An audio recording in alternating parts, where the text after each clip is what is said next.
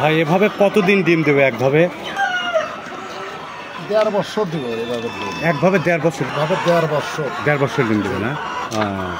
আপনার ডিম দেওয়া শুরু করে কতদিন থেকে? আপনার 4.5 মাসে। 4.5 মাস না? আর এই জাতটা তো সোনালী হাইব্রিড জাত না? মানে তার আগের থেকে শুরু করে, কিন্তু আপনারা 4.5 মাস থেকেই নেন। মানে গ্রোথটা যাতে ভালো থাকে, মানে সুস্থ রাখার জন্য মুরগির মোটামুটি আপনারা 4.5 মাস থেকে ডিম নেওয়া শুরু করেন। এগুলো কি সব বীজ ডিম না? হ্যাঁ। বীজ ডিম তৈরি করতে হলে তো আপনার মরক দরকার হয় না? এখানে আপনার শতকরা কত পিস করে মরক আছে? আমরা 90টা মুরগি দেই আর 10টা মোরগ দেই। 90টা মুরগি আর 10টা মোরগ?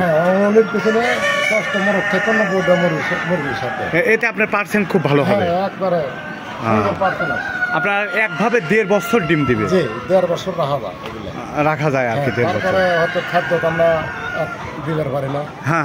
এই জন্য রাখা না, আর বয়স হওয়া যায় আমরা বিক্রি করে ফেলি। ডিমের সাইজটাও খুব ভালো, সুন্দর ডিমের সাইজ। এই যে পানি বা খাদ্যের পাত্র যেভাবে এইভাবে সবসময় দিয়ে রাখেন, ডিমের জন্য এই ক্যারেটই ভালো হয়। এইভাবে ডিম নষ্ট হয় কম? না, নষ্ট হয়ই না। হ্যাঁ, এক কথা তো নষ্টই হয় না। ডিম নষ্ট হয় না? এই ক্যারেটে যদি এইভাবে ডিম পারে তাহলে ডিম নষ্ট হয় না? নষ্ট হয় না।